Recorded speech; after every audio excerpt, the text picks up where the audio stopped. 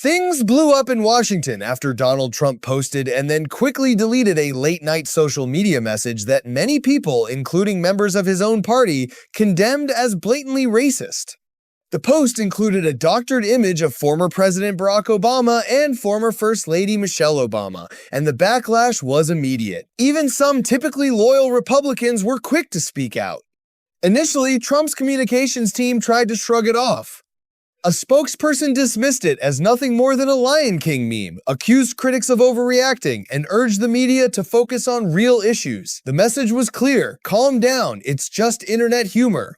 That explanation didn't last long. Senator Susan Collins called the post appalling. Senator Tim Scott said he hoped it wasn't real, describing it as the most racist thing he had seen from the White House. Others, including Representative Mike Turner and Senator Roger Wicker, labeled it offensive and unacceptable and said the president should apologize. Many of them echoed the same simple message: just say you're sorry. That became the refrain: take it down, apologize, move on. Eventually, the post was removed. The explanation that followed was that a staffer had uploaded it and that the president hadn't seen it beforehand. Behind the scenes, reports suggested growing frustration inside the administration. Some aides were said to be fed up with how each new controversy made damage control harder. The familiar cycle: post something inflammatory, spark outrage, delete it, blame someone else was wearing thin. At the same time, renewed attention has been paid to Trump's name appearing repeatedly in the Jeffrey Epstein files. Critics argue the timing of the post looked like a distraction. Supporters counter that he has been vindicated. The divide could hardly be sharper. What has stood out to critics is the comparison to other countries. In the UK, for instance, public officials can face serious consequences over associations alone. In the US, even direct mentions in major investigations are often brushed off by loyal supporters as partisan attacks. As a racist, we just shouldn't be surprised.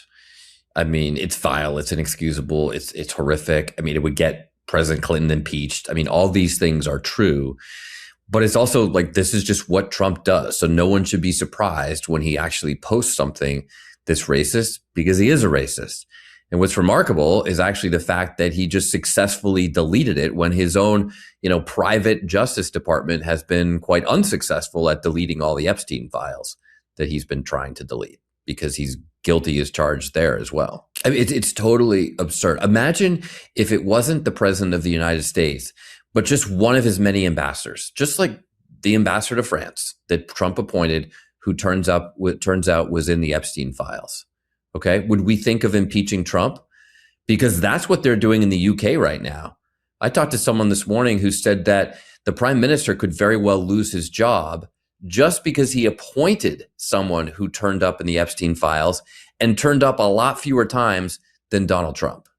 To Trump's critics, this points to a larger problem: a steady lowering of standards for presidential behavior. They argue that actions that might once have ended political careers now barely register with his base. Beyond the social media uproar, there are also intensifying debates over federal law enforcement actions in American cities.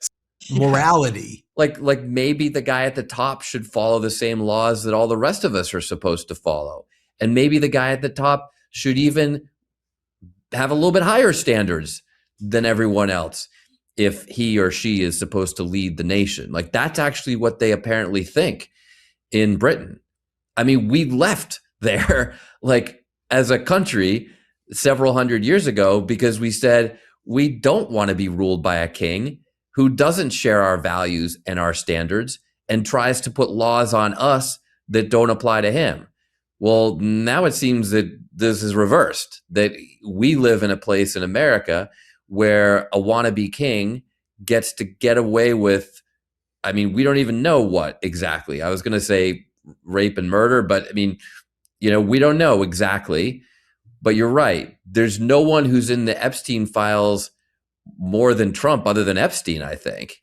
And yet people are just brushing it off. They're just getting distracted by other things, all the distractions he puts in front of us. While back in the UK, they're actually talking about firing the prime minister just because one of his people was in the files. Some lawmakers say the tactics are excessive and politically driven. Others defend them as necessary for public safety. The disagreement reflects a deeper national conflict over power, accountability, and the reach of federal authority. Trump supporters see a leader who fights aggressively and without apology. His critics see someone who feeds on chaos and distraction, escalating tensions and retreating only when consequences approach. Opponents often frame his behavior in psychological terms, likening it to that of a classic bully projecting strength while acting from insecurity. Supporters reject that outright and argue his confrontational style is deliberate and effective. Yeah, so I mean, here's the thing.